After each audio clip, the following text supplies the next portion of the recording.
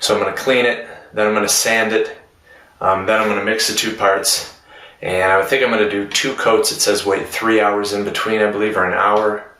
I don't know how it's going to turn out. Hopefully it looks like new. We'll find out.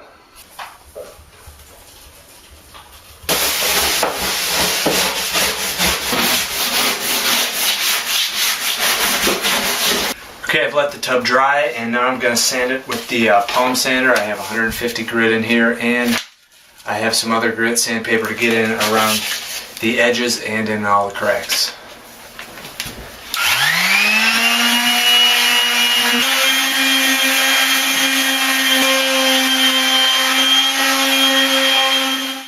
Okay, I'm ready to start painting, and like I said before, here's the part A and the part B. They say you shake this up, mix it with this, shake them together, and then do 1 thin coat according to the instructions. 1 thin coat, let it dry at least 1 hour, and then put a 2nd coat on. So that's what I'm going to do.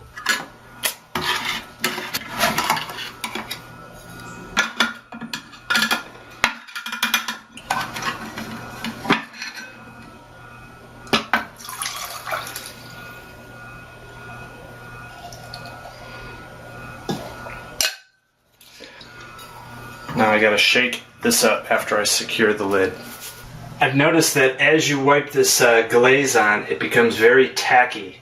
A few seconds after you wipe it on, like I just did this a few seconds ago, it's very sticky to the brush. So it looks like you have to kind of get it right and get it smooth in the first few seconds. You can't really go back and smooth it out later.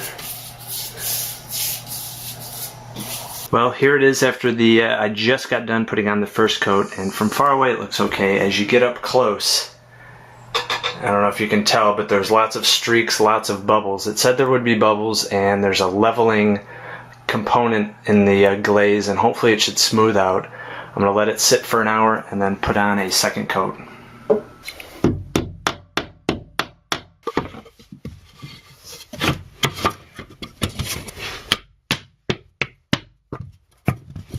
Alright, I have waited for over an hour. Actually, it's almost been about 2 hours. It's still a little tacky in the areas where I put it on a little bit thick, but I'm going to start with the 2nd coat.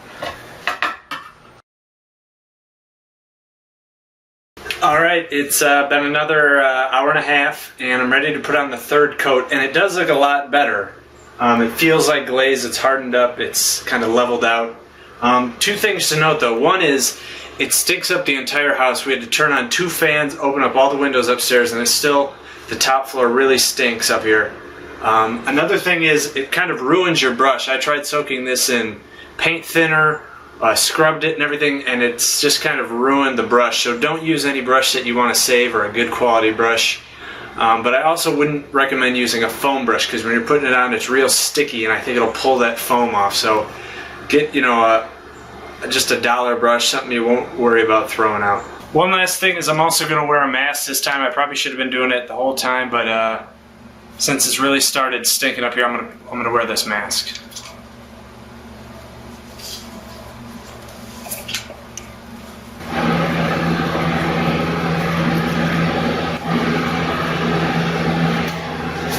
Well, this is what it looks like with a 3rd coat. It looks pretty good. It's still sticky, and the technique I'm using is just kind of slobber it on and then smooth it out right away, because it gets sticky and dries.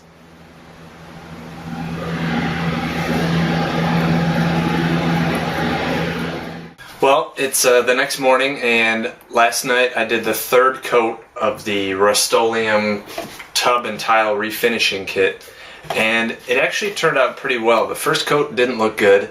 The 2nd coat looked a lot better. By the 3rd coat, it had really smoothed out when you were putting the glaze on.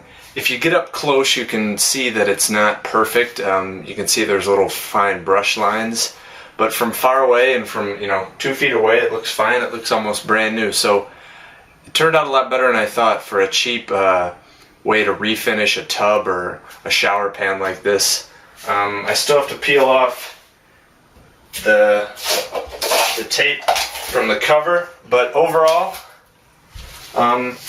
it turned out really well. So we're going to cover it up and then do the tile and hopefully have a new shower. Alright, it's been a few days since we did the shower pan, and that's all hardened and good to go.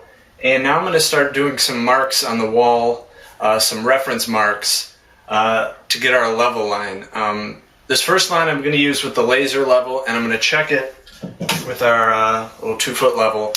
And it's just going to be a reference point on the wall that we can measure everything off of. I'm going to measure down, I'll get the first row of tile, and what I would like to do is put a ledger board in. I would measure up one length of the tile and put a board in on the wall that I know is level and butt all the tile up to that, so I know I have a good reference mark. But unfortunately, I have a gap in between the shower and the pan.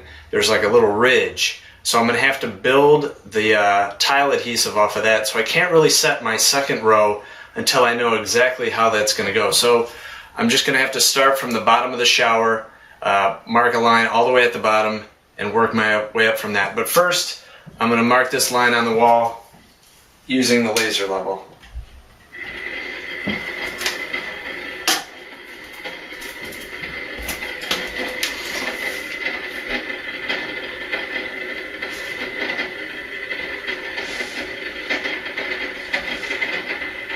Okay, I have the level line all the way around, and the next thing I did is I took one of our tiles and I went all the way around and I just set it on the top of the shower pan and measured. Or, it's not really necessary, I could just measure from this line to the shower pan. Anyways, I measured all the way around, and the smallest measurement I got was 12 1/4 inches, and the largest measurement on this side I got was 12 5/8. So there's about a 1/2 inch of fluctuation, or a 1/4 inch, and so I'm just going to pick a happy medium that'll kind of average everything out, and I'm going to measure down and set that as the top of the tile, the baseline. So I'm going to measure down maybe 12 1/2 or 12 3/8 and mark that line all the way around, and that will be the start of the top of the first row of tile, which will be right here. So that'll be our baseline to start everything off of.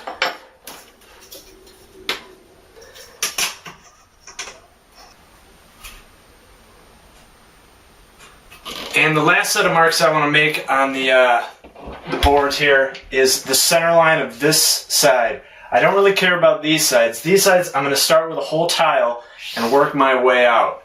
And wherever the whole tile starts and wherever this ends, that's where it is.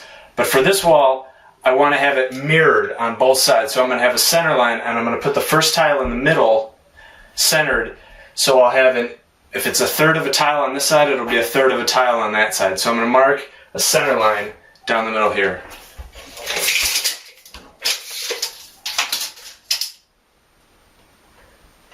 It's 36 inches. So 18's right in the middle. I'm going to mark that all the way down. I just got done protecting the basin of the tub, the shower pan. I put a sheet of plastic down, and then I put towels over that, and I used masking tape around the edge so it's all sealed. And then I test fit the first row of tiles. I wanted to see how they would line up, and here's what it looks like. I used the center line that I drew, and I centered the tile on that, and I worked my way out. And I think, it doesn't look like it now because they're just taped, but I think we might get away with using a half tile on the end. I'll have to check, but there will be some overlap when we do this row.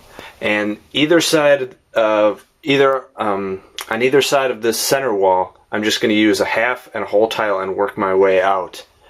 But centering it on this center line was critical for this back wall so that it looks correct. So we'll see when I get the tile saw. It looks like it should work out, that we won't have to do so many small cuts.